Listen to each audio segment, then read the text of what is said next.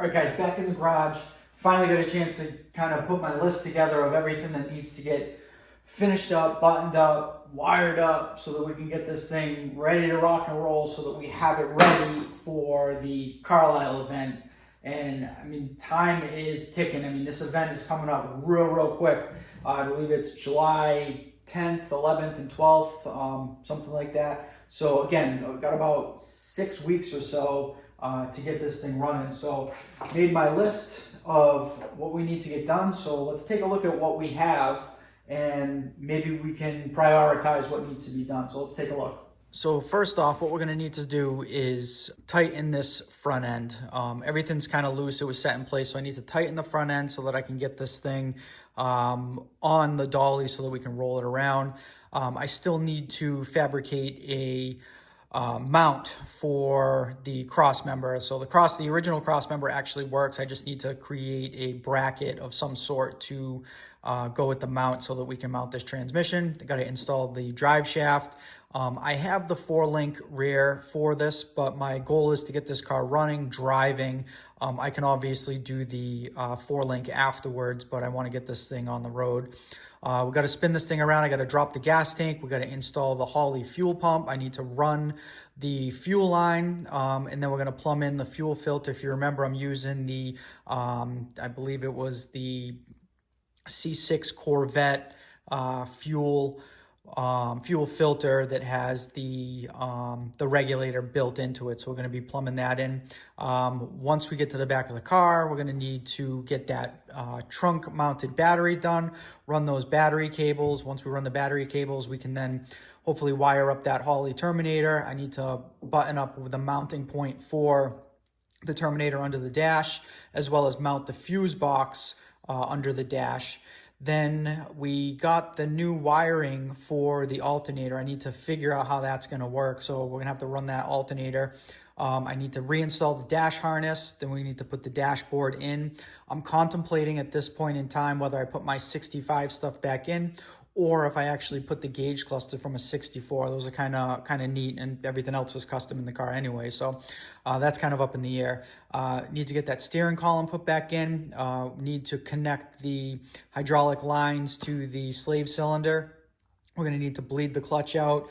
I still need to get front brake pads because for some reason my calipers were sticking, so my inner pads were smoked and the outer pads look brand new. So there's something going on with the slide. So we're going to have to figure out the calipers and the pads.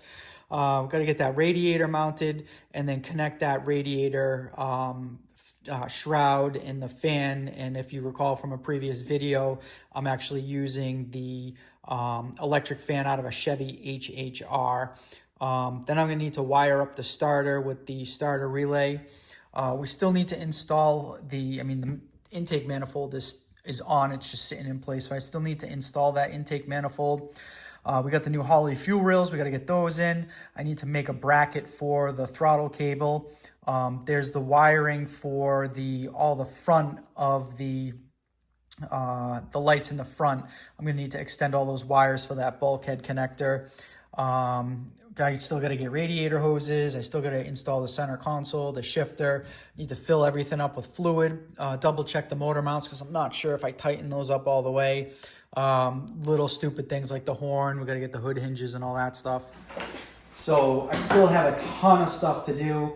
Told a couple of people that I'd make a list. That way I can get that list to them so that they can kind of see what we're up against. Realistically, that's a lot of wiring at this point. So I think the first thing I'm going to do is basically kind of prioritize all of this wiring.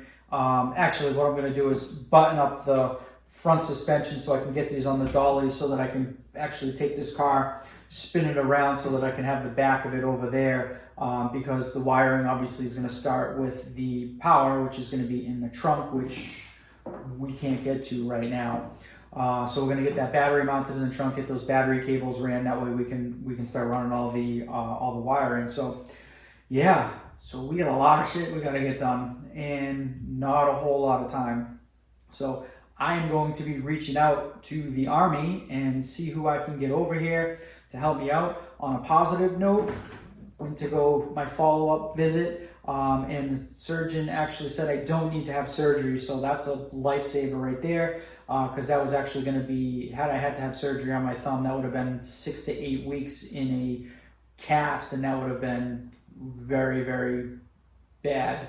But now I just have this little splint. I got to keep this splint on for like another 2 weeks or so, which is good because I can still grab things, I can still wear gloves, I can still do stuff. I just can't really like pinch or anything like that. So still need a little bit of help, but the good news is I'll be able to get some of this stuff done. So until next time, I guess that's going to wrap this up. So I'm going to basically prioritize this. I'm going to get my army and we're going to get to it, and I'll see you on the next one.